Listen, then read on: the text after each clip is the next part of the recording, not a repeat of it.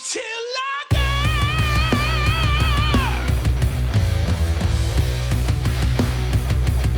No life till lager.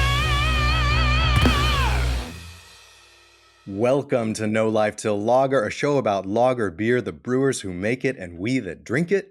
This is a conversation between two people over one pint.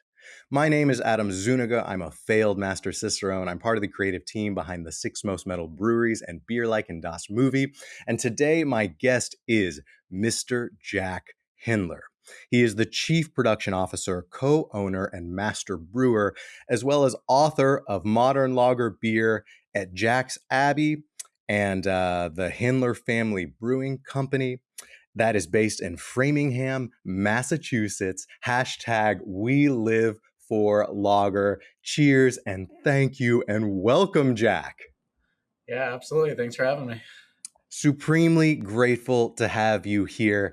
If this was the last episode of No Life Till Lager, it would be a good one for two reasons. Because I think Jack's Abbey was the first devoted all lager brewery I was aware of back in New York, back like 2014, 2015 at the height of like hazy New England IPA. And it was interesting enough that it made us all kind of stop to ask why. And here we are 10 plus years later, and I'm going to get to answer that question. So I can't wait. And the other thing is you literally wrote the book on modern lager beer, techniques, processes, and recipes. I believe it was with your sales director, Joe Conley, and that was published just recently in 2024. So you can speak a lot to why then and why now. I would love to take this episode to just kind of zoom out and maybe from like a macro or meta perspective, look at what micro, small craft local breweries are doing. Why lager? Why now? Why are we talking about it? Why is there a resurgence in all this? So are you ready, my friend? Absolutely. I'm excited. Yeah, thank you. Before we get to all of that, before we get to you, before we get to the brewery, can you just tell us a little bit about the beer in my hand, and I think yours as well? I am drinking the Fest of Both Worlds. It's a collaboration with Warsteiner. It's a My Fest lager. I want to say clocking at what is it, 5.9%? So not quite Bock strength. We're not drinking a My Bock. Just tell us a little bit about the collaboration with Warsteiner and what a May Fest lager is. Sure. Yeah, this was a really fun project. My brothers and I actually got to go out to Germany and visit the brewery and talk to them about their brewing philosophy and partner up with them on this recipe. So it's quite the opportunity. They have an amazing brewery over in Germany, brewing lager for, they've only been brewing for like 250 years or something like that. So they're like a new brewery over there. As long as America's been America, basically, yes. But yeah, we made a Mayfest, so we're trying to blend ideas both of American brewing and German brewing. I don't know that they necessarily make Mayfest in Germany, but it's more or less a lighter version of a Maibach, more or less like an Oktoberfest style of beer, just made for May. So we just ended our Mayfest last weekend at the brewery. So this beer sort of fits right into what we're trying to achieve. Just a nice, light but stronger festival style beer to welcome the summer. I love it. And I realize it as you say it, and I'm drinking it. We've never actually had a Bock beer on this show. And maybe that's just so I can get through an episode without getting a little bit tipsy, you know? But as a lighter Bock or as a fest beer or as kind of like a hybrid between the two, because it's not quite as dry and attenuated as a fest beer, right? It's a little more kind of malty rounded, but not as strong as a Bock. So yeah, it is the Fest of Both Worlds and the best of both worlds. That's that. Thank you again for sharing. Yeah. Okay. Before we get to you in the brewery, I do just want to talk about like the book right at the outset, Modern Lager Beer. I've read through the chapter on decoction, and I wanted to make sure I got there for this episode. I'm gonna get some questions there. Yeah, but in the broadest, most general sense, I would just love to hear from you directly, since you wrote the book on it. Why now? Why was there a call or a need for this book in recent years? Why are we talking about it? Why are we seeing a resurgence in lager beer among modern craft breweries in America, rooted in German and Czech tradition? So, just a little bit about why here, why now, why did you write this book?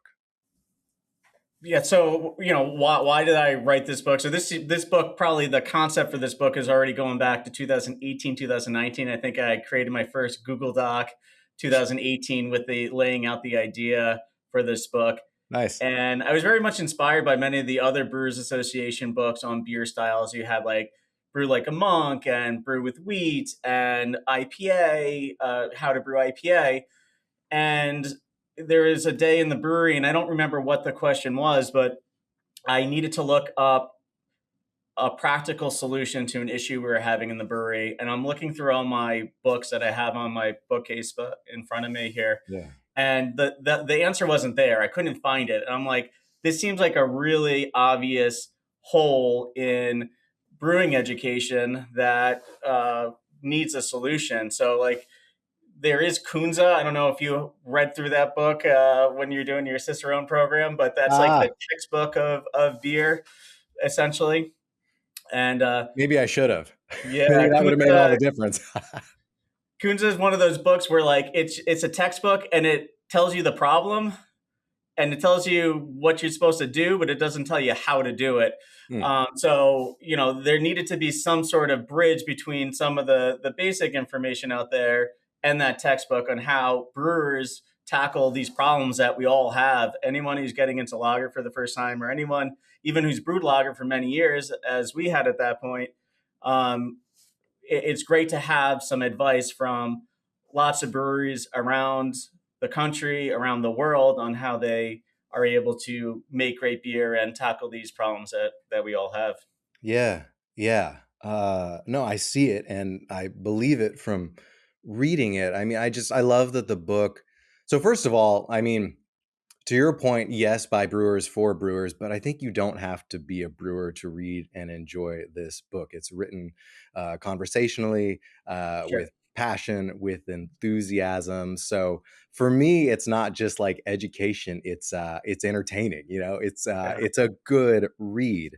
We want Um, people to fall in love with lager reading this book, both from whether you're a brewer looking to brew beer or just someone who's interested in beer in general. So trying to pass that passion that Joe and I have for lager and brewing lager onto the rest of the world. Yeah, that it doesn't read just like a textbook that you share like a lot of your own personal anecdotes and stories within it. Really keeps it interesting, my friend. So I've enjoyed it through the chapter on decoction. We'll get to decoction later in this episode. I do think like the single most important word and most frequently used word within modern lager beer is drinkability. And like we've spoken to that, I think, in every single episode with every brewery, but not in those terms. And I can't overemphasize, I guess, how important that is and how do we get to this point without it. But yes, drinkability. Yes, I love the shout out to Dusan at Live Oak for his 6-pack test, and it's just what makes a beer that makes people go back for more. And I think in lager, we're witnessing a moment like where we're responding to what people want from their beer instead of necessarily telling them what they should want or drink or expect, as craft brewing has been doing in recent years to a point. So I really appreciate the emphasis on drinkability, beer that you can have more than one of. So maybe you could tell us a little bit about how that just all began for you. We like to get to know our brewer. We like to get to know whose house we're in.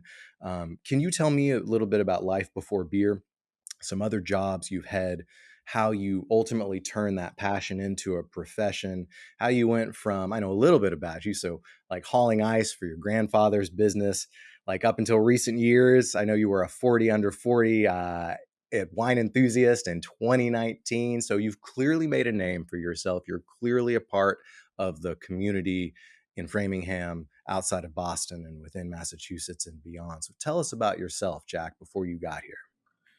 Yeah, you want to know about my life before beer? I don't remember my life before beer. I've been in now 21 years. It's my only job since college, at least. So been a while.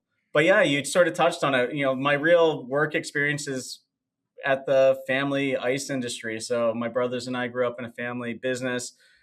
We really learned the values of work and what it means to run a business at that time. So I mean, there's pictures of me when I'm 7 years old hauling bags of ice that I couldn't even carry, just dragging them on the floor to pretend that I'm working. Good stuff. And whether it was driving trucks as soon as I had a driver's license, or running the dock, or running the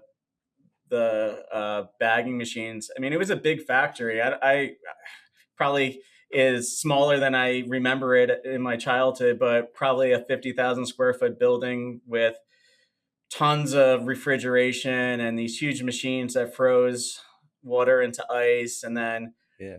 move the ice into these big bins and onto bagging machines. So from an early age, really understood what it was like to run a factory, the challenges of running a factory, knowing that if it's 99 degrees in July, I wasn't going to see my father for probably 2 weeks until he was able to sort out all the craziness that was happening and all the machines that were breaking down and all the deliveries that got delayed. So really living that family business for many years until my brothers and I started our own business here in Framingham. Yeah. Yeah. So you've clearly grown up working under cold circumstances, I guess, or you're Yes. used to dealing in cold temperatures, if nothing else. We had this awful original coaster, and what when we first opened, it was something about like a family tradition of cold storage in the liquid arts or something like that, and no one Yeah. understood what the hell we were talking about, and it didn't really roll off the tongue very well, obviously, as I'm trying to remember what the hell we put down there. But those coasters lasted for about a year, and we did not continue with that logo. Well, a valiant start. So yeah, here's to working in near freezing and freezing temperatures and dabbling in the cold liquid arts or whatever it is. Yes. But I think there's a clear line from that to what you're doing now, right? So I'll tell you what I know about Jack's Abbey, and then you can tell me and our listeners what we don't know. But founded in 2011 by you and your two brothers, Eric and Sam. Uh, Abby, Abby, is that a family name? What is Jack's Abbey a reference to? Abby is my wife. Oh, how romantic. I had a feeling. I didn't want to assume. That's wonderful. Okay, so Yeah. here's to you, Jack, and here's to you, Abby, and here's to your union in this brewery. I know that you studied in Germany. I know the brewery takes an annual trip, an annual pilgrimage for malt and hops in the way that maybe you do this to the Pacific Northwest as well, but the way many Americans do to the Pacific Northwest, you do to Germany on an annual basis. I know that the brewery was founded upon historical methods like decoction, like spunding. You've won so many medals from 2011 to recent years that I'm not really going to count them off, but many accolades for many beers. And I think you're distributed in about 10 states up and down kind of the Northeast, throughout the East Coast. So that's, what we know from the website, from the social media. And I'd love to know more from you. Just tell us about founding Jack's Abbey and what drew you to do it in lager beer. Because again, I think you were the first next to Von Trapp that I knew as being lager led, lager focused, all lager all the time. And Von Trapp's story, not to oversimplify it because it's anything but simple, but I think, one of the family elders just wanted beer that reminded him of his culture, of his heritage, of his people, of his community, and saw a lack of it in the Vermont market and an opportunity within that.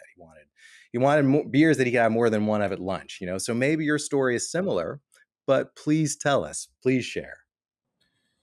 Yeah, absolutely. So, I happen to love lager. What my first like aha moment in the beer industry was drinking a liter of Dunkel at the Hofbräu House in Munich, Yeah. and just being like, what is this? I've never had something like this before.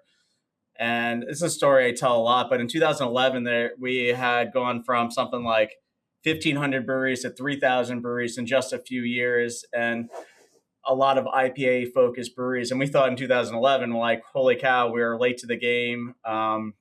We better differentiate the products we're doing. I always wanted to focus on lager, but I was like, maybe for just lager, that would be a real, be something very special in this market. And certainly it was. I don't know how we're not certainly not the first to only brew lager, but I'm not sure how many other breweries were only brewing lager. Certainly not packaging breweries. And it, obviously 10 years later, there's 10,000 breweries. We were a little bit premature on the market saturated with IPA. Yeah. I think it's only grown and become more important in the market in the last 10, 15 years since we've been open. But we've been able to keep that positioning of brewing lager and only brewing lager now for 15 years. And it was a struggle. Like, it was not, it sounds maybe now like this was a smart idea. This was like a worthwhile endeavor, but it was tough in the early days just to get people to even try the beer. So back in 2011 in Massachusetts, before they updated the taproom rules, you couldn't sell pints over the bar, and you can only sell beer to go. So people would have to buy a growler. So Wow. the one thing you could do is you could not sell, you could give away samples. So before people bought the growler, you could give away 2 ounces of beer per style so that people could try it. And so back in those days, people would come into our tap room. They come in, they look at the list of beers that we're serving. They're all lagers, and then they turn around and they try to leave. But we were so slow in those early days that you couldn't just walk around unnoticed. So we'd have to yell, "Hey, come back, come back. The beer is literally free. All you have to do, we are going to give you free beer, 2 ounces at a time. Wow. Try them all. And if you don't like them, worst case scenario, you got some free beer." But that was our opportunity to talk to consumers and be like, hey, everything you think about lager isn't true. You've been told a story, a marketing story, and we want to prove to you something, that we are craft. We are making craft beer in a way that you don't yet understand, but we are going to educate you and make sure that when you leave our brewery, you've really reconsidered all your positioning on what a lager is. So what do you think customers were expecting when they first walked into the tap room at Jack's Abbey around 2011, around 2012? Like, what were they looking for? Was it IPAs? Was it pale ales? Was it wheat beers? Was it blonde ales? Like, what do you think they were expecting that allowed them to politely, of course, turn around and make their way to the exit before you had to draw them back? Well, I know what they were not looking for. They were not looking for what they thought was macro American light lager. And that was not really what we were brewing. But when they saw Pilsner, or they saw other words like lager, they just made an assumption that we were going to essentially be giving them some sort of macro light lager. So we realized from an early time that we really needed to educate, and we needed to change hearts and minds as to the word lager. So from the early days of the brewery, we decided that the one way that we could change people's understanding of lager was to have a bit of an extreme take on the style. So one of our most popular beers for many years, and a beer we still brew today, is a beer called Hoponius Union. We call it a hoppy lager, but that is essentially a Citra, Amarillo, and Centennial dry hopped pale 6.5% lager. There certainly were not a lot of beers brewed like that when we opened. We then went even further. We went to double IPL. We went to triple IPL. We went to barrel aged Baltic Porter, which for people who really enjoyed bourbon barrel aged Imperial Stout was an easy transition. So really just trying to create styles of beer to change the thought of what a lager was. So then we can say, hey, a Pilsner is not a Pilsner, it's not a Pilsner. There's all kinds of different Pilsners. You now believe that we make craft, high quality beer. Why don't you try something that's a little bit more traditional, a Helles, a Dunkel, a land beer, whatever it might be, and able to sort of start that conversation. Yeah. It's interesting on two counts. God, it just reminds me that most craft breweries are more alike than not and all have similar stories, and we're all in this together. But, I think about anyone, whether it was like Sierra Nevada or Anchor back in the day, trying to convince a bar to buy their beer and just being shocked about how like pronouncedly bitter it was compared to what was on the market. So it's interesting to hear. I mean, what a sign of changing times and changing tastes that people were walking into Jack's Abbey in 2011 and turning around because they just wanted more. Like they wanted more, they wanted more than the beer they grew up in. They wanted more than the beer that they thought was like just beer, and that you were able to draw them back in. I love it that you keep hops like Amarillo and Centennial and Hoponius in your lineup. Yeah, I'm glad those still have expression. But let's talk a little bit just about the beers themselves. And here again, you've brewed many beers over many years, so I'm not going to cite them all, but I think you have something like 8 core beers in your lineup at any given moment, and they span from Banner City Light Lager. I think that's the official craft beer of the Boston Celtics, and that clocks in at 3.8%. We have to give a shout out to your house lager Hellas, which I know I've had before during my time in the Northeast. That clocks in at 5.2, and it won GABF bronze in 2018. And then to the beer you just mentioned, Hoponius Union, that's the OG hoppy lager. I believe that's the biggest of your core lineup. That's at 6.5% alcohol. And that's been winning awards since 2011, since you launched, since you opened your door. So it clearly filled a need for the consumer, for the market, that people have now like continued to interpret as like a hoppy pilsner, a West Coast style pilsner. I mean, that style is arguably more popular than ever. And it's just good to hear the roots of it date back to 2011. You try to get people Yeah. to stay and take 2 ounces of free beer. The hoppy lager thing is great right now. It is very interesting to me. The rebranding, I think, has been super helpful, whether it's cold IPA, because Yep. I don't even think people realize it's a lager when they have a cold IPA. They're not necessarily sure what it is, but at least it has IPA in it.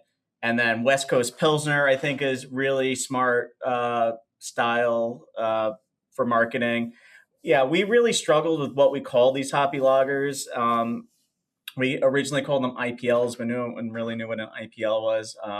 We moved to just calling them hoppy lagers or West Coast Pilsners at this point. And how you talk about these beers is really important to how they're sold. So for us, we do all right selling IPL, but I don't know if I would recommend to someone who wanted to get into the hoppy lager game to call it an IPL, and I'm not sure anyone else is at this point. But hops and Hey, lager you're beer is a really interesting opportunity to express hop character and to create really enjoyable beer. So I think that that's a beer style that could be that bridge between the craft world and the more traditional lagers. And it does appear to be progressively growing. I think there's like 2 or 3 categories for hoppy lager this year, which was very interesting at the World Beer Cup. So oh, nice. it definitely is getting more attention. Yeah, yeah. Also, speaking to the best of both worlds, what was popular then and even more so now, you are right. I don't feel like I see a lot of IPLs, India Pale Lagers, in the market anymore at all. It has been kind of rebranded, rephrased, repurposed, and maybe that's part of why it's seeing increasing success. Um, what else? I think you have 3 year-round seasonals, a summer lager, an Oktoberfest, a winter lager, and then full circle back again.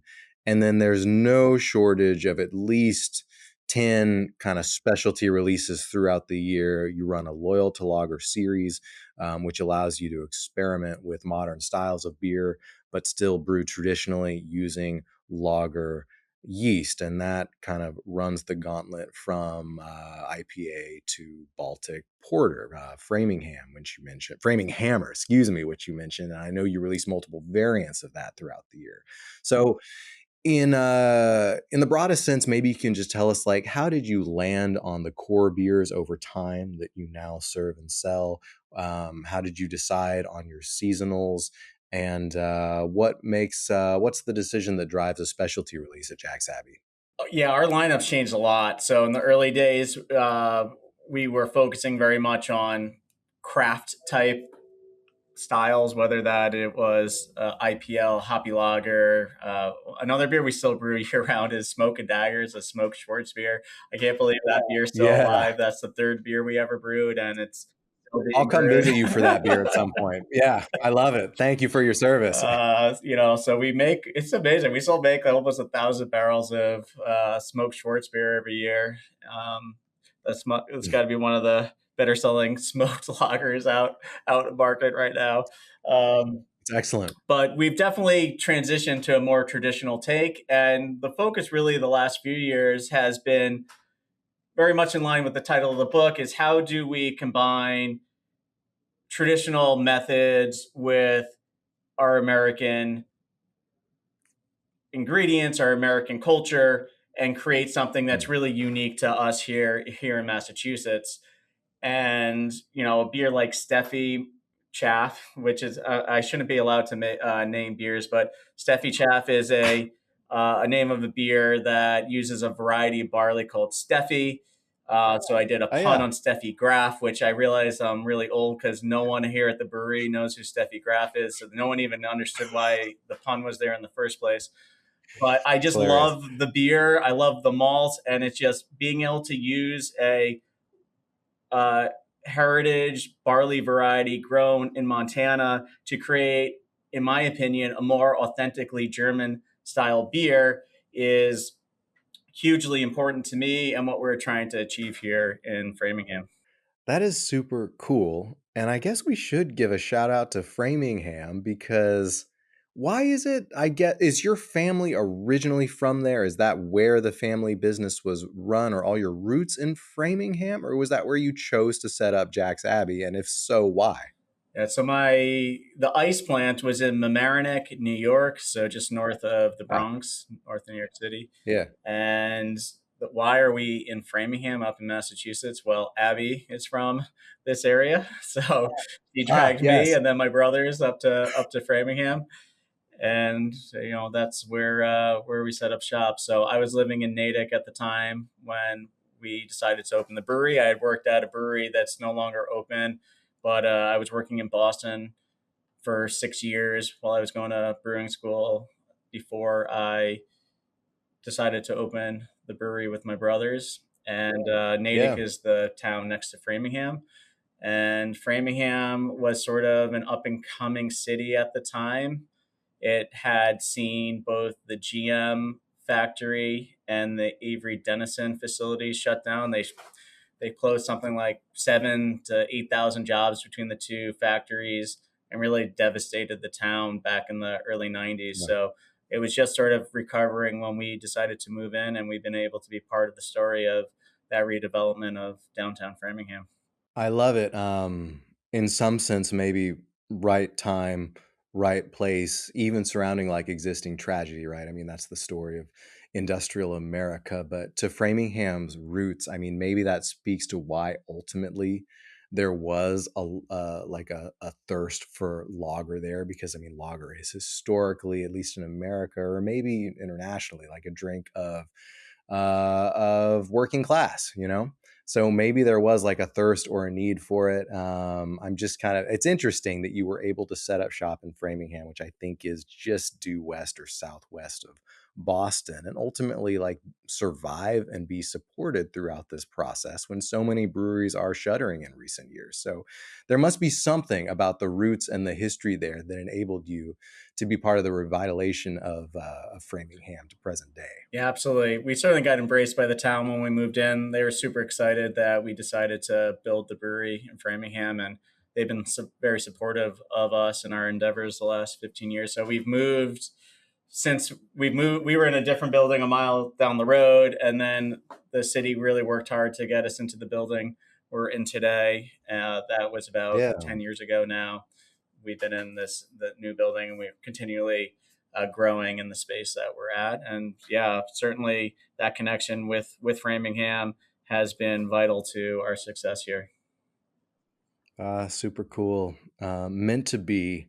And I mean, you've continued to grow in many respects, not just at Jack's Abbey.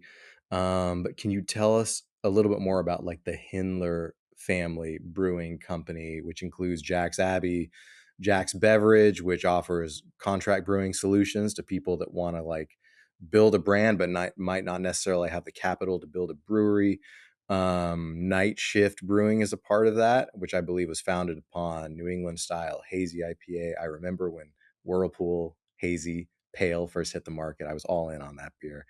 Wormtown, which I'm not as familiar with, I think was built upon kind of big classic West Coast style IPAs, also when like hazy in New England was at its height. So I'm just kind of curious about how do these four entities work together? For you, is it a way to experiment with styles like West Coast IPA, like New England IPA that you might not necessarily be able to at Jack's Abbey?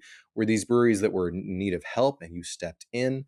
Were these friends? Are they family now? Just tell us a little bit about how all these companies coexist.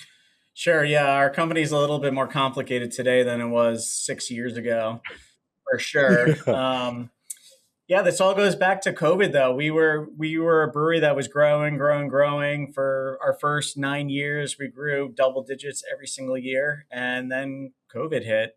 Our business was Yeah. something like, I want to say, 40 to 50% draft beer. And that was really challenging to us. So we had an awful 2020 and realized that if we were going to make this business work, we needed to increase production. So 2020 was a low point for us production wise. And we quickly Yeah. found partners who needed contracting services. We started small. We started with friends of ours at Medusa. We were brewing a few thousand barrels for them, but quickly realized that everyone was sort of in a similar situation where the business model no longer worked at the volumes everyone was now brewing at. And there was a lot of people who were interested in contracting all their production, Night Shift being one of the biggest examples. We took on the Night I Shift see. production, which was, that overnight increased our production like 50% or something like that. But over time, the relationship with the Night Shift ownership, it made sense for them to exit and for us to take over their operations, and we were already brewing their beer. Similar with Wormtown, where they were having production challenges, and we were able to step in, help them with those production challenges. And in those conversations, we ended up acquiring that brand as well, and Yeah. and then also Massel. So we created our own American light lager brand called Massel, which I believe I sent you, Yeah. right? Um, Yeah, so I was tempted to drink it during this episode for the name alone. We did light lager with Von Trapp, but rest assured, I will be cracking open into a mass hole shortly thereafter. So, but please continue. Yeah, so we now have our own four brands, and then we still contract for a number of breweries. So we contract for maybe 4 or 5 brewing partners, and that's, I don't know, maybe a quarter of our production, something like that. And it helps us Yeah. to be a little bit more efficient with how we run our operations here in Framingham, and helps a Mhm. lot of breweries that otherwise wouldn't be as successful with what they're doing. So from our perspective, we're keeping local small craft brewers, and doing what we can to doing our part to keep the craft industry alive and thriving and still in business. Yeah. Yeah, valiant effort. So Hendler Family Brewing Company was really created in response to COVID and to the pandemic, which I mean changed everything for everybody. But yes, draft beer on-premise consumption existed in a way pre-pandemic that it doesn't now, and honestly may not again for at least the foreseeable future. It seems like at least a semi-permanent change. and still ongoing. And breweries, I know, are still feeling the effects of that.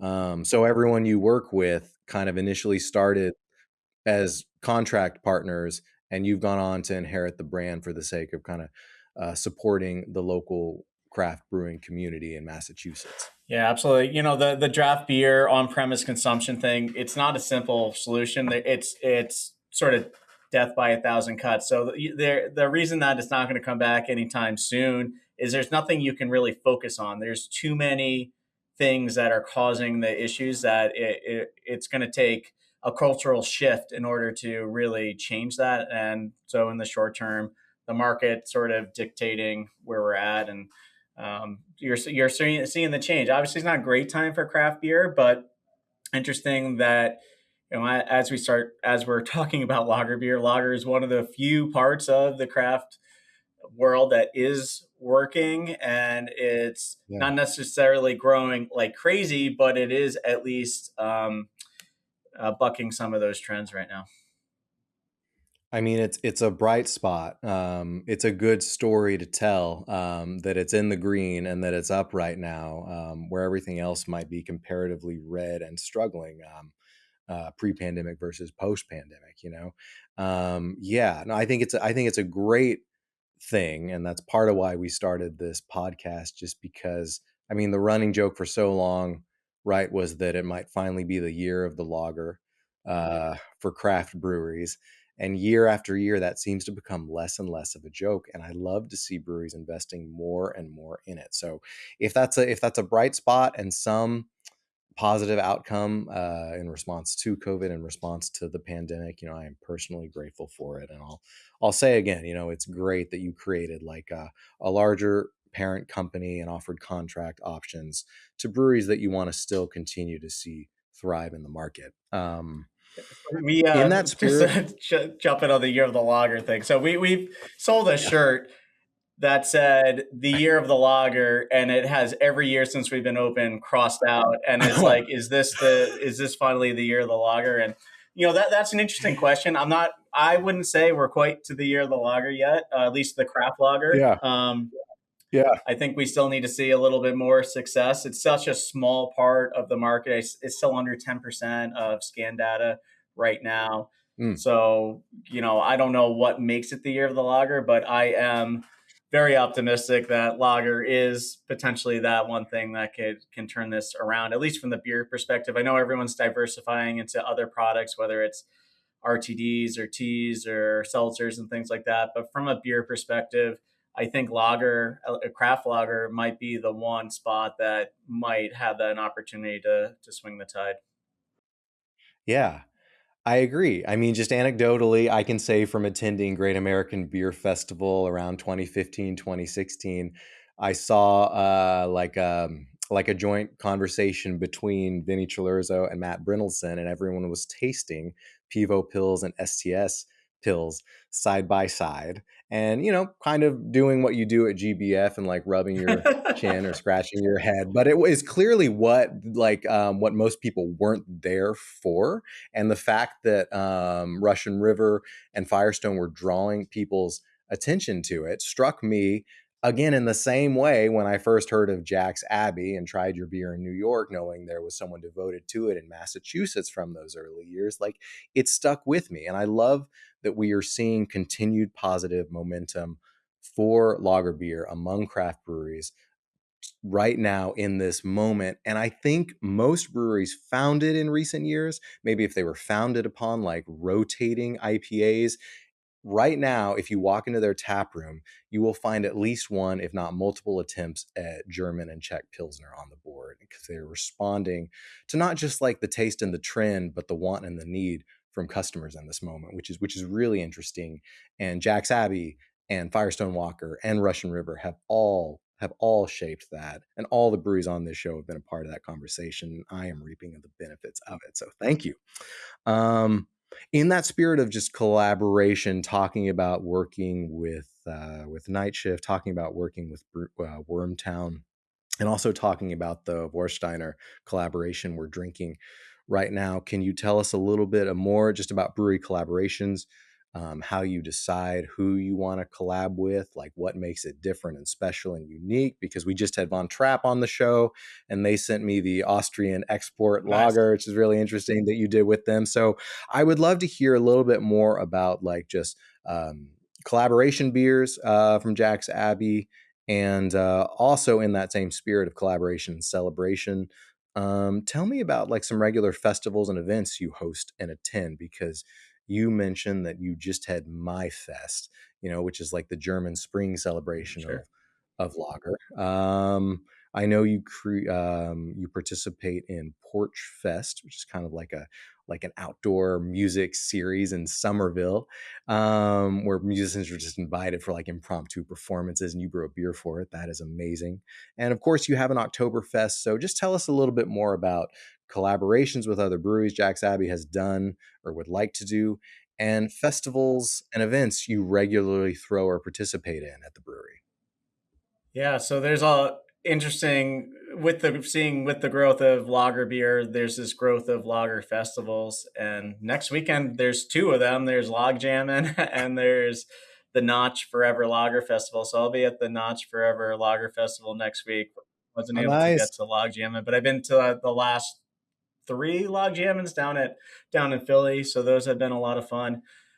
So Yeah. getting that excitement over lager is awesome, and seeing the excitement and those are the events that the brewers actually go to.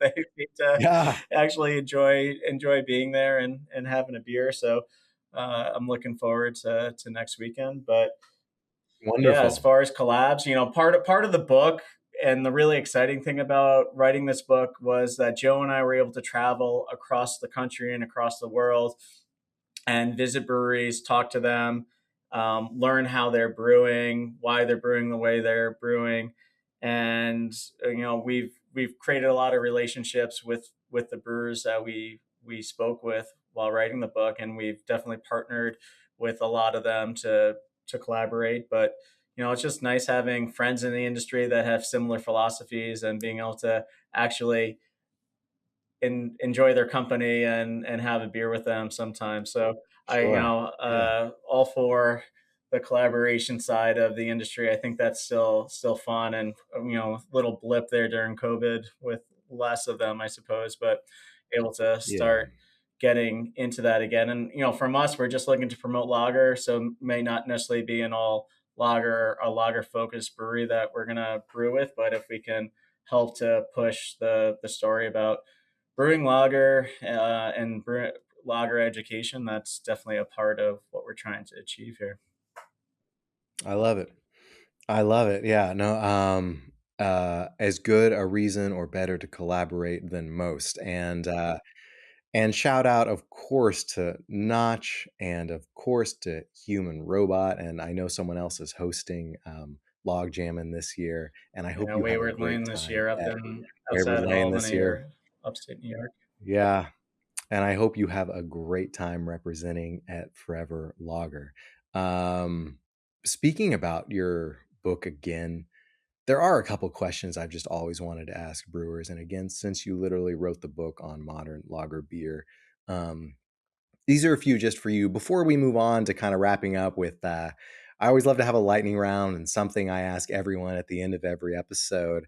But there's a couple questions I would love to hear from your perspective, just that I think about pretty regularly. And I would like to know, talking about, okay, first of all, so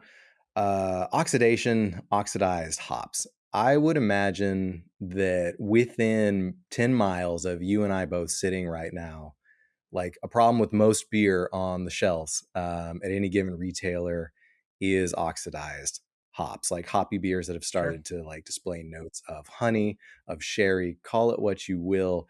And it's a little bit contrary to like the narrative of, I mean, this is probably both fact and fiction, how IPA was invented, Right. right? That like brewers would dose some casks with extra hops to survive the journey to India and over like a rolling secondary fermentation, because hops have like an bacterial, antimicrobial property. Like the beer would show up in better shape and be more drinkable. There's that word again, drinkability, than it had before. So I'm just kind of curious about shelf life. Take a beer like Hoponius at Jack's Abbey. Like, what do you consider the proper shelf life and conditions for a beer like that?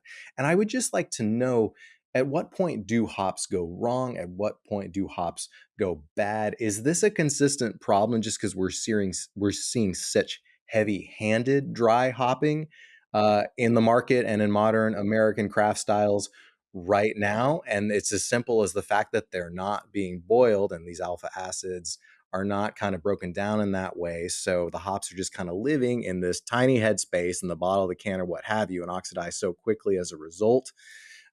This is one I hope for the brewers and the beer geeks and the beer nerds out there, but it bothers me. It keeps me up at night, and I would love to know what the solution might be. So tell us if you agree. What is your principle and your philosophy on this? Yeah, hoppy lager is a real problem. So the beer is never better than when you package it, and there's a whole lot of things that can go wrong. And shelf life is variable. Is that beer stored room temperature in a in light? Well, maybe if it's in a can, doesn't matter. But and how was it packaged? Was it packaged with a lot of dissolved oxygen or not? So you know, you might make a great beer and it's not really drinkable a week later. You might brew a great hoppy beer and it still tastes great because you kept it cold and you had really low dissolved oxygen 90 days later, 120 days later. But you know, it's a bit of a problem because you don't really know what you're going to get when you buy a hoppy beer if it's not been packaged that week. And it also depends on if the beer has been filtered because it's a little bit more stable at that point. But you can't really give an exact date for hoppy beer. But it is a challenge. I would just say fresher the better. But I believe for our Yeah. hoppy beers, because we now brew non-lagers for some of our other brands, is we give anywhere from 60 to 120 days, depending on the style of beer that we are brewing. We have really strong control over our dissolved oxygen, and we try to keep our beer, it's at least stored always cold in distribution. But then when it gets to a package store, you don't necessarily know how it's going to get stored. So it could Right. potentially be out warm. So that's why we kind of give that varying window depending on the style of beer. But generally, I guess we do see this growth of hoppy lager.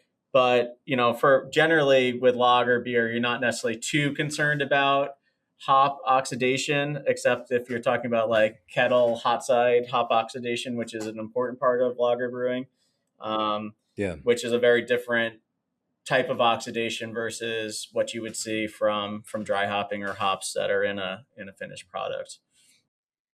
Interesting. Is that the culprit, just the extensive amounts of dry hopping that are happening in modern pale ale, IPA, double IPA, triple IPA, filtered or not, West Coast or Northeast?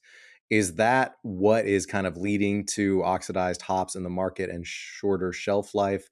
Or is it not as simple as that? And I hear you that you're saying it must be so frustrating to work so hard on something and then realize how little control you Yep. have once it leaves the brewery in terms of the conditions under which it will be delivered, stored, And purchased, and half of it's the ultimately consumer. consumed. Even if it's cold in every part of the distribution, the person who buys it from your brewery the day you produce it, puts it in their 90-degree Yeah. car for a week, forgot about it, takes it out, and Yeah. then it's like, this beer is awful. Like, what did you give me? So, once Yeah. it leaves your Yeah. brewery, there's just not a lot of control there. I just, again, once it's a hoppy whether it's a hoppy lager or a hoppy IPA, I'm just like, I am incredibly skeptical, knowing how many variables there are and what happens after it leaves the brewery, that anything over 30 days won't have like a questionable oxidized quality. Yeah, that's. I'm sure you've had your Yeah. experiences with hop oxidation, so I Oh, would. yeah. Yeah. Yeah. I All right. We will say fresh is Yes, best. Fresh is best.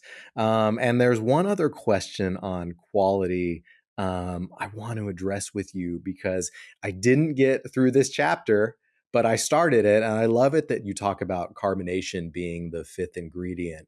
at beer. And maybe those who know, maybe that's nothing new. And on this show, I mean, I have been so spoiled. No one has ever sent me a bad beer or an off beer for No Life Till Lager. I have noticed with this resurgence and this renewed interest in natural carbonation, I have had beers that, like, to my taste, are undercarbonated, are undercarbed in the can by the time they get to me. So it makes me wonder. So maybe because, like, I mean, most of us grew up on soda and we're just used to like hypercarbonated products, including beer. Maybe it is just a difference of perspective, or maybe something is getting lost in the brewing process, or maybe more likely in the packaging process. So I am just curious, like, if you really want to retain like fine pinpoint carbonation, practicing these methods, practicing krausening, spunding into the final product,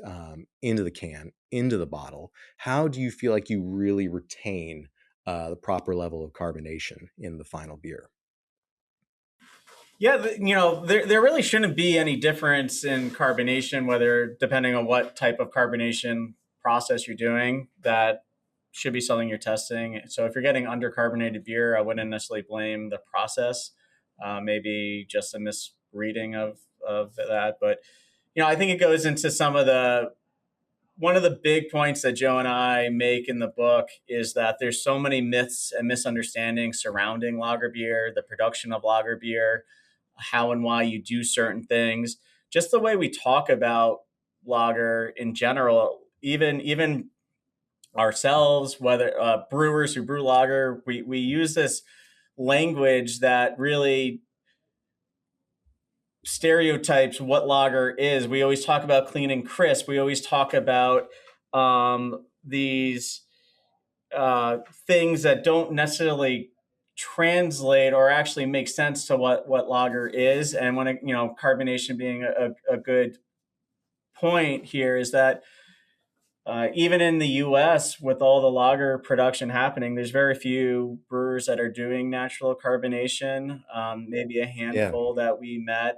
So you don't necessarily have to make great lager. You don't necessarily have to do natural carbonation, but if you go to Germany, by law, all the CO2 that is in the beer is through the brewing process. So you think of Reinheitsgebot, there's 4 ingredients that you can have in beer. It's malt, hops, water, and yeast. Carbon dioxide is not one. In fact, every other drink that you have lists carbon dioxide as an ingredient. So I actually have a seltzer right here. The first ingredient is carbonated water. So the FDA requires that you put CO2 on your ingredient list. CO2 is an ingredient. We are taking it from an Yeah. external source. We're putting in that beer. Beer has it has this odd situation where you don't need to put the ingredients on the can. And I don't even know if most brewers really consider CO2 to be an actual ingredient. It's just something that's part of the process. But if you are adding CO2 from an external source, that external source is probably coming from an ammonia plant. It's probably coming from some sort of natural gas facility. The CO2 that we're using in our breweries comes from questionable manufacturing practices. Now, yes, it's been processed in a way that is deemed food safe and food grade, but if you don't have to add that to the product, you're better off for it. And you should, even if you are gonna force carbonate your beers, you should be testing your CO2. You should be making sure that that CO2 meets your specs. It doesn't have off flavors, that you're filtering it so that you don't put in something that you actually don't want in your finished product.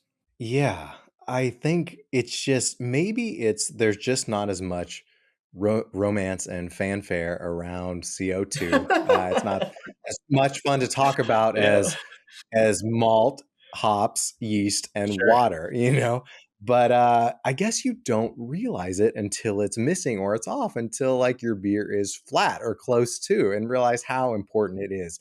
So if nothing else, I guess just I appreciate in this book that you draw attention to it as the fifth ingredient and how Yeah, a whole important it chapter on is. carbonation. Yeah. So exciting stuff. Yeah, that's what's next. That will be my pleasure reading as I go on Memorial Day weekend holiday coming up. So And of course, this episode will launch after that. But yeah, I will again say thank you for the book and thank you for the service. And thank you for letting me pick your brain a little bit because these have been the questions that kind of keep me up and keep me going for No Life Till Lager.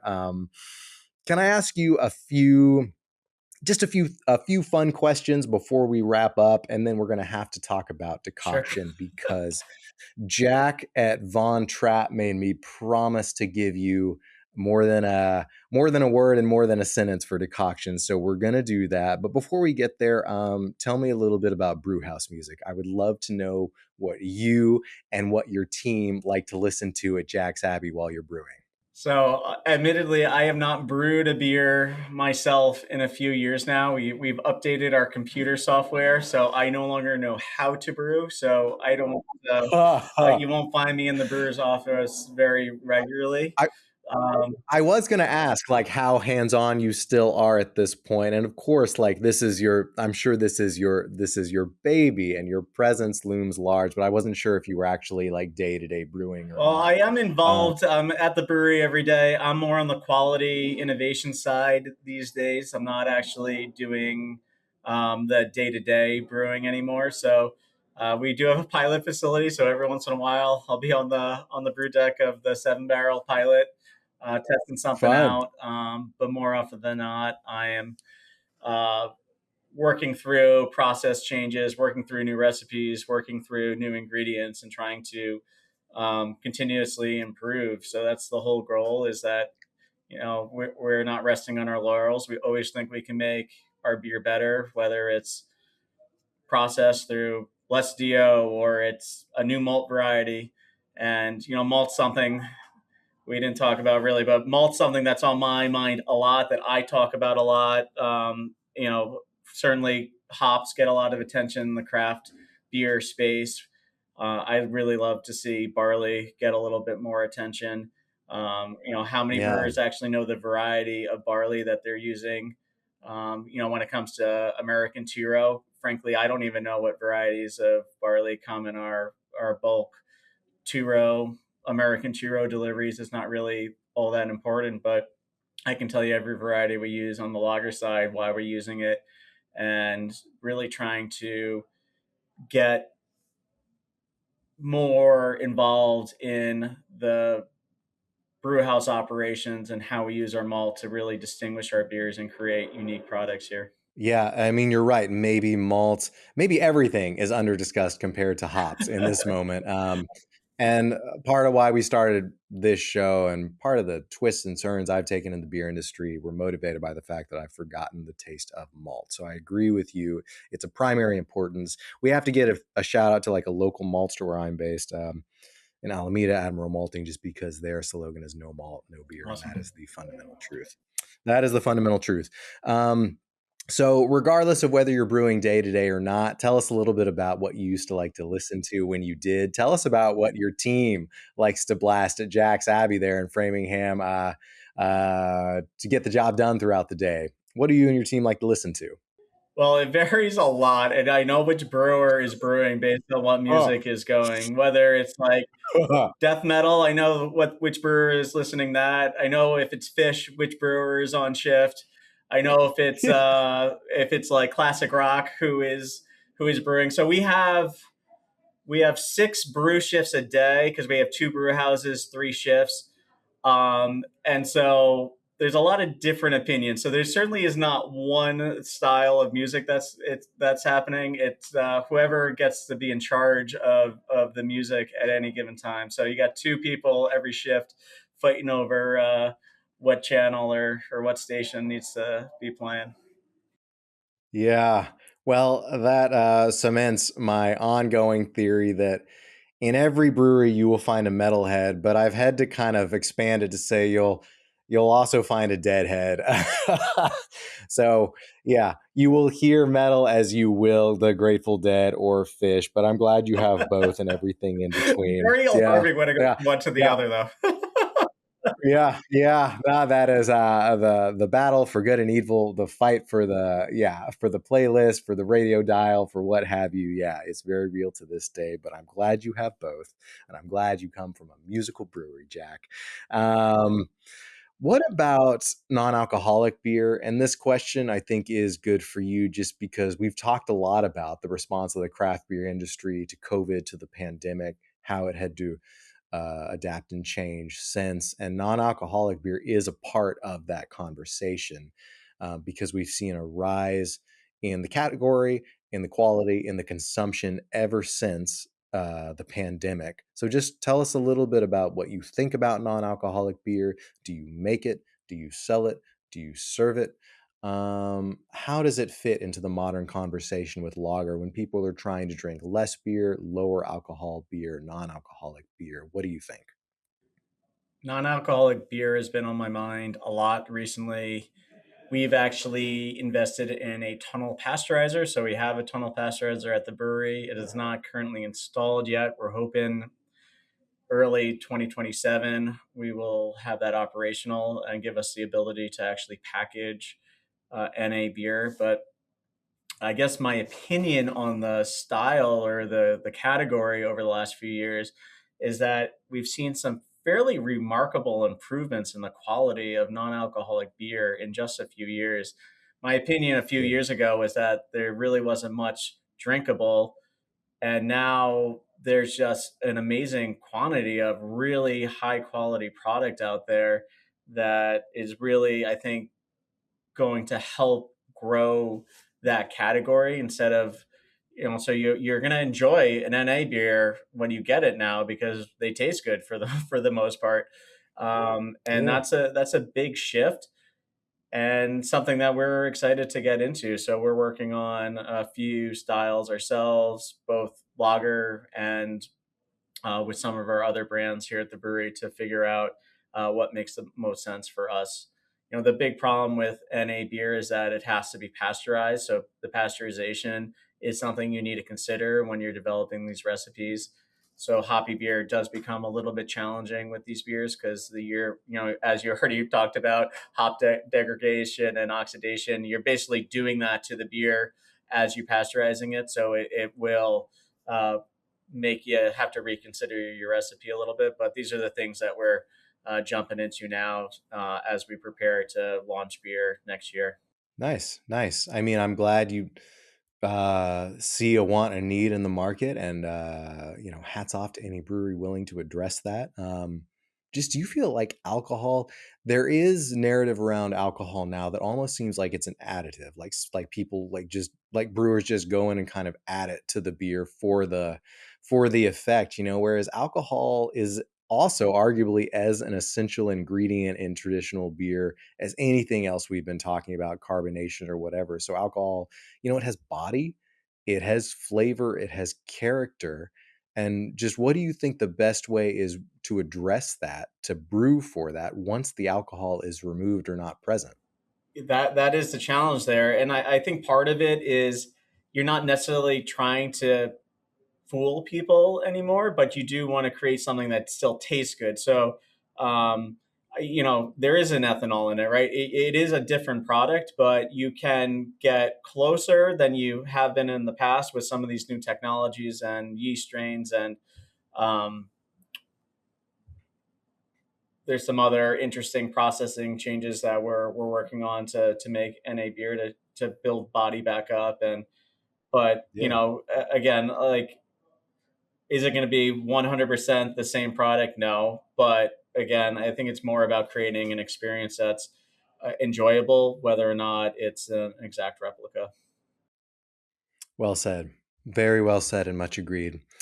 On that note, I always kind of move here just because there's a lot of celebrity partnerships around NA beer right now, which is really interesting. And, we could talk about that in and of itself. But I like to ask breweries just um, celebrity, however you define that, someone you would like to work with, partnership, however you define that, someone you would like to work with. I mean, Jack's Abbey has obviously worked with the Celtics, the Bruins, Trader Joe's. I mean, God, that is definitely a celebrity in the beer world. So is there anyone else you would like to work with or partner with in that respect that's on your wish list? Or here again, just talking about like collaborations, what type of celebrity, what type of partnership would you like to do that you feel is really fitting to like the spirit and the character of Jack's Abbey? Yeah, that's a tough one. Jack's Abbey is definitely focused on promoting lager, which I don't know that that's necessarily something that lines up with celebrity partnership. But one of the fun beers that we do is Masshole Light, and there are plenty of Massholes that are celebrities, at least celebrities to us in Massachusetts. That could be a lot of fun to partner with. I think one of the funny things was at the end of the Patriots season. Um, Drake May was asked if he felt like he was a Massel, and he hoped that he could be an honorary one. So maybe he would want to partner with Massel to promote that beer. Maybe an honorary masshole. To me, like those are the best answers to this question. It is not like, yeah, it's not the celebrity name that's known. It's the local celebrity that's loved and unknown, which would make for some of the most creative collaborations around beers like this. So yeah, I love it. Well, here's to all the massholes out there listening. And that brings us to decoction mashing Jack. So again, honoring my pledge to Jack at Von Trapp. At this point, I ask everyone like yes or no, why or why not. We're going to talk about it just a little bit more because I would love to hear both a yes and no answer from you and some of the arguments for both why and why not. The chapter on this in your book is really interesting because from the outset, it says like historically, decoction was not for gaining consistent extract from under modified kernels of barley. It was not to optimize enzymatic activity at various rest temperatures. And it was not necessarily for consistent temperature or boiling, when thermometers were not yet invented. So it's just funny because if I was given like an essay question right now to talk about the roots of historical decoction, those are all the three answers I would have given off the top of my head for why. So from the outset, you prove those as not entirely wrong, but definitely not right. So I would love to hear from you, yes and no, and why or why not for decoction mashing in a modern brew house. That's a great question, and it's one that we tackle a lot and something I'm very passionate about. I'm a big proponent of decoction mashing, but only if you're doing it for the right reasons and with the right styles of beer. I wouldn't recommend making an American light lager and triple decocting it, for example. But if you're going to make a Czech style Pilsner, maybe that would be a very appropriate method to make that product. And, it goes back to my point about myths and misunderstandings is that a lot of the things that are unique about lager, we don't understand why they are part of the process. And either we just do it because they're part of the process, or we don't do it because we say, it's not needed anymore. You don't have to do it. And both are sort of correct. Like you don't have to decoct anymore. And arguably there's a lot of times you don't want to decoct. You're actually going to make the beer worse off. It's going to depend a lot on the raw materials that you're using. And, you think about those myths about decoction, we here in the year 2026, we read this method of brewing from 400 years ago, and they did this weird thing. And we're like, why the hell would they do this? And we try to use what we know about science, what we know about ingredients, raw materials, and we try to make an explanation for a process that they did 400 years ago. And we then say, this has to be it because there's no other reason you would do this. You have to really ask the brewer 400 years ago, what the hell is going on? Why are you doing this? And when you really see some of the data coming out of the limited data that there is from that period of time, you realize that the problems that brewers had 400 years ago were very different from the problems that we have today as brewers. And the problems that they were solving for were not the problems we're trying to solve for today. And because they came at it at a different lens, they had to be creative in how they process beer. So, if beer just started being brewed today, there probably wouldn't be decoction. And in fact, there really only was decoction in a pretty small area of the world. It's Bavaria. It definitely bleeded into the Czech brewing culture, bleeded into the Austrian brewing culture. But the English brewers, the Belgian brewers, the French brewers, the everywhere else, there is no real history of decoction brewing. And if you look at these reasons why brewers were decocting and those myths of why they decocted, then why the hell wasn't everyone else doing the same thing? Why is it just Sure. this small area of the world that's doing it? And the problems they were trying to solve were unique to them. So the two real big things that caused these challenges were the Reinheitsgebot and the Brauordnung, both the things I talk about in the book. But around 1400, Bavaria was actually a wine growing region. They didn't brew a lot of beer. The Hmm. climate got very cold. Grapes didn't grow anymore, grow well. So they transitioned their alcohol industry to beer. So why is the Reinheitsgebot in 1516? Because the government's got to control this shift from grapes to barley, and they need to feed people but also have alcohol. So they kept the wheat for bread, they kept the wheat for the royalty, and the brewers got the barley. We think of barley today as this really premium product, the only thing we really want to make beer with. But in reality, beer is made with barley because it's not a great food staple. So brewers got the worst food crop, not the best brewing crop. The brewers really wanted wheat. Wheat had some real advantages to brewing, and the only ones who got wheat were the royalty, the nobles. Um, The and Royals. so, why is barley problematic to brew with? Because it has this husk on it. And today we utilize that husk to help with our lautering. But if you're a brewer in 1516, required to use 100% barley, getting to the starch on the inside of that barley seed is near impossible without boiling the crap out of it. Today, we don't have that problem. We just don't get barley that's in the condition that it was at that period of time. And so I see. they had just had very unique challenges using 100% barley. Everywhere else in the brewing world used honey or wheat or oats or other fermentables that were easier to use, and their need to get every last bit of starch out of barley just wasn't as important. And obviously today we don't have that issue. So why are you still decocting if you don't have this issue that they had 500 years ago? um, you know, that's then the argument, like why do this. The interesting thing today is that the decoction brewing, so you're boiling the barley and you're destroying all the enzymes. So you're doing one thing, you're actually accessing the extract from the barley, but on the flip side, you're destroying all the enzymes, so you're no longer getting fermentable sugars.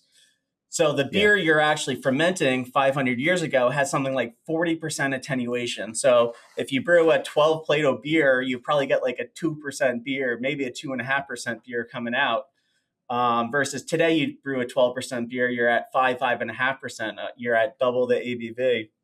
And Hmm. today, brewers, particularly in Germany, when they are decocting, are using the decoction method to increase attenuation. So you have this historical method developed to get extract, but destroys attenuation. And today's brewers are trying to keep the tradition alive, but doing the exact opposite by increasing the attenuation of their beers. And it's a very interesting transition over, that's probably the last 100 years where that shift has happened. But it's still Sure. traditional, even though it's doing the exact opposite thing. Okay, my single biggest takeaway from this chapter, from your book, was we can't necessarily approach historical decoction from a modern brewing standpoint and vice versa.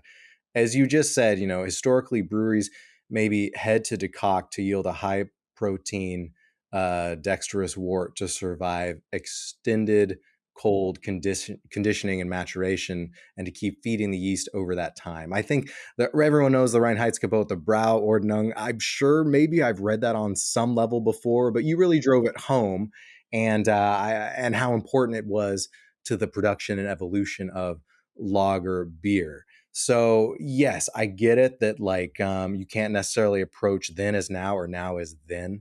There is one point when you cite there is text from the medieval ages talking about like a 14-hour brew day in the context of decoction.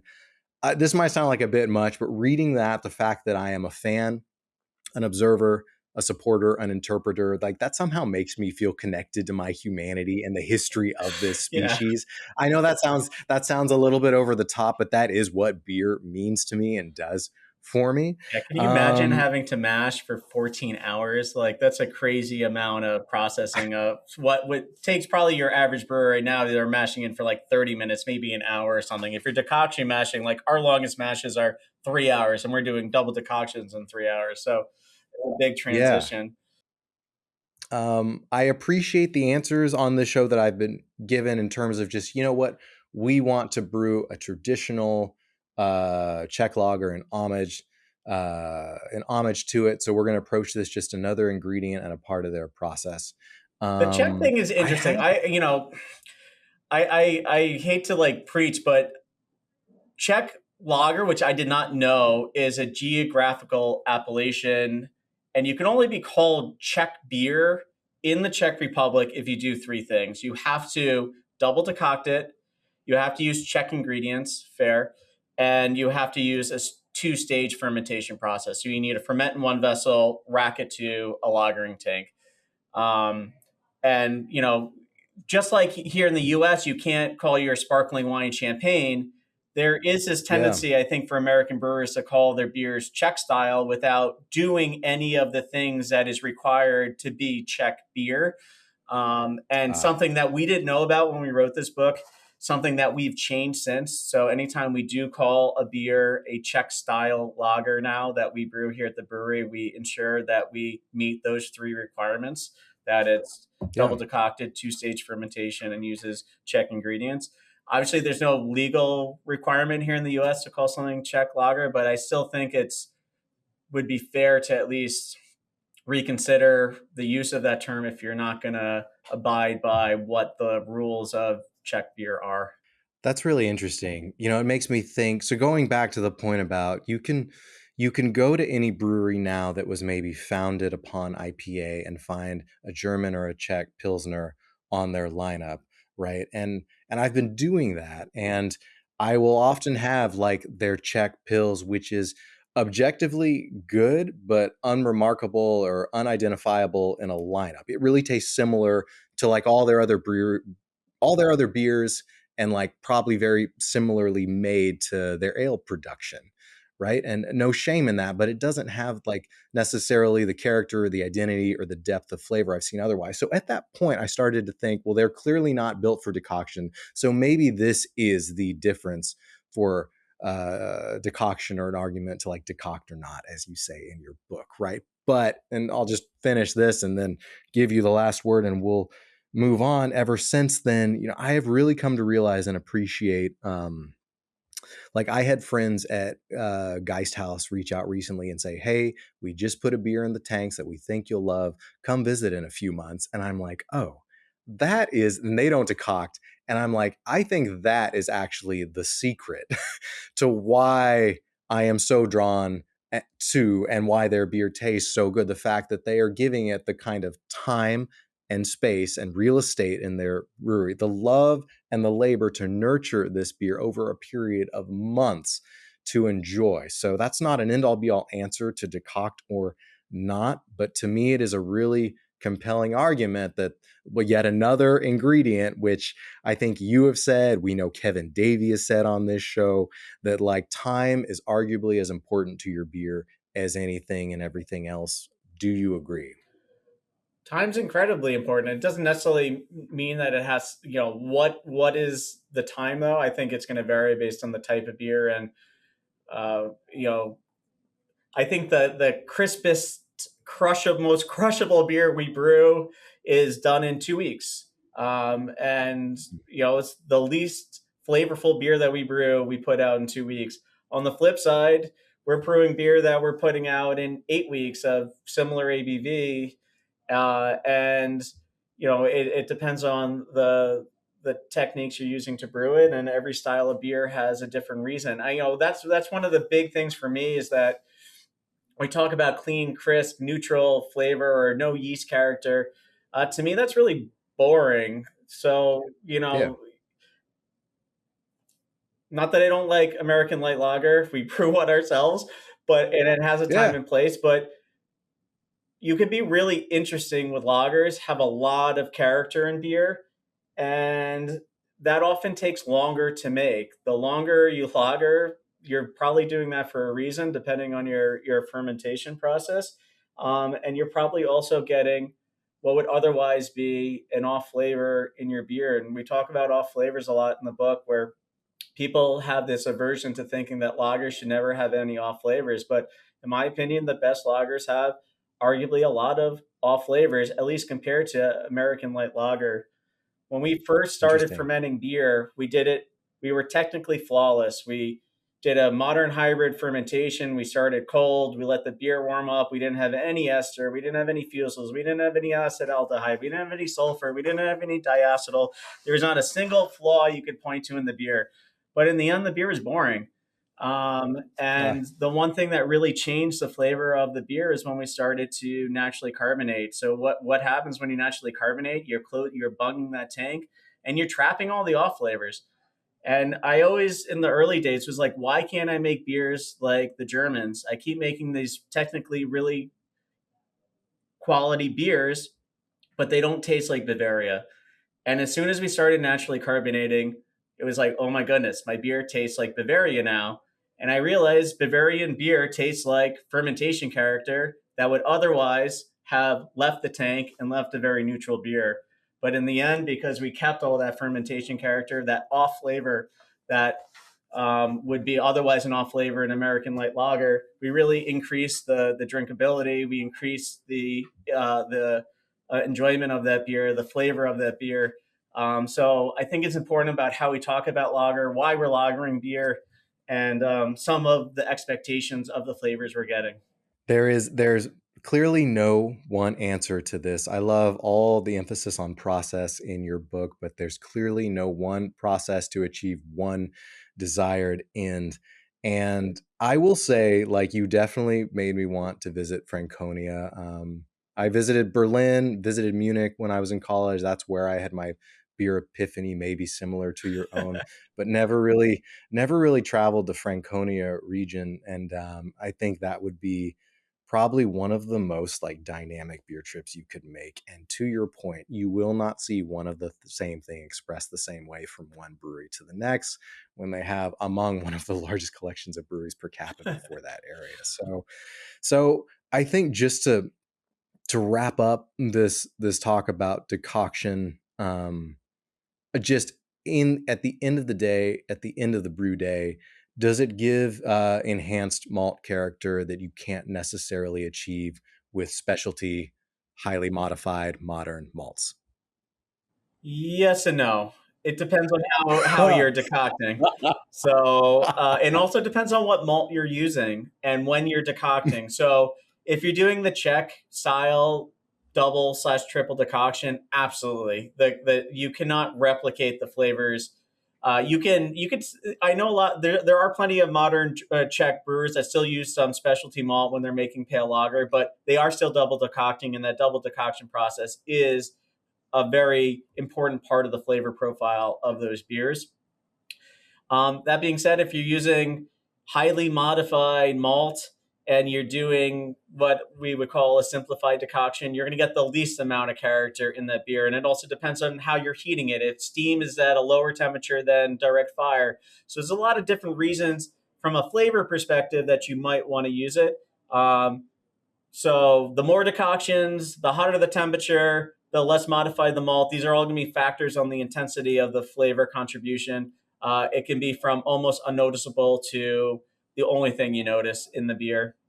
And then the other thing is thinking about the raw materials you're using. We have this just, in my opinion, we have this propensity to just go to the simplest malt possible, the simplest type of mashing program. Like we think about how brewers are hopping these days and the lengths they go to incorporate hop flavor.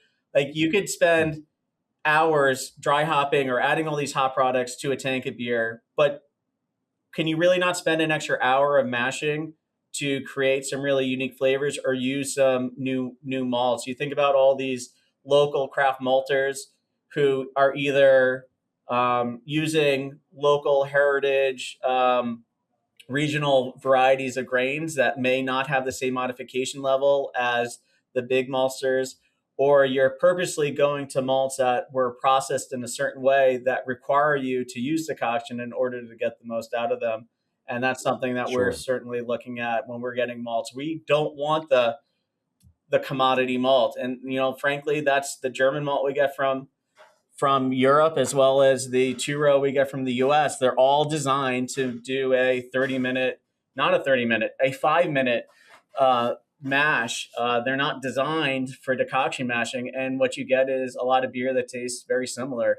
If you want to create unique products through barley versus hops, you're going to need to look at varieties. You're going to need to look at different modification levels, and you might require you to decoct those grains in order to get the same sort of extract and efficiency out of them, but also create really unique flavor profiles that distinguish the beers that you're brewing versus the commodity malts that are currently available. Well said. Okay, my friend. Well, Jack at Von Trapp, that was for you. And Jack at Jack's Abbey, I'm going to say thank you because I definitely learned something in the process, and I hope everyone else did as well. Next episode, we'll be back to our regularly scheduled programming with to decoct or not and why or why not in a single word and a single sentence. But that was really interesting, and I thank you for sharing. Before we go, and this is one last question that I like to ask everyone: if you're talking to someone pondering their first beer at 21. I don't think you ponder beer at 21, but considering their first beer at 21, and then maybe pondering their last beer at 101, just what and why? Why should it be Jack's Abbey? What should they drink? What do you want to say before we go to all the beer drinkers out there about Jack's Abbey and Jack Hendler Brewing Company? That's a deep one. I would say our my current brewing philosophy, my current uh, motivations and things that get me excited is really recreating American land beer, American inspired lager beer.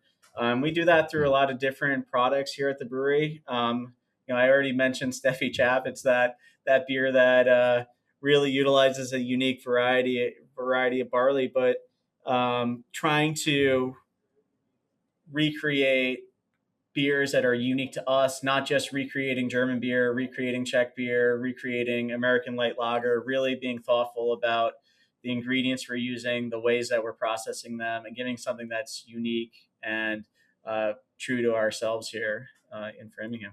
Yeah. Well, I hope to join you at some point for a pint in Framingham, uh, if not 2, 3, 4, 5, and on. So, Jack, I really appreciate you joining. I will say thank you to Jack's Abbey.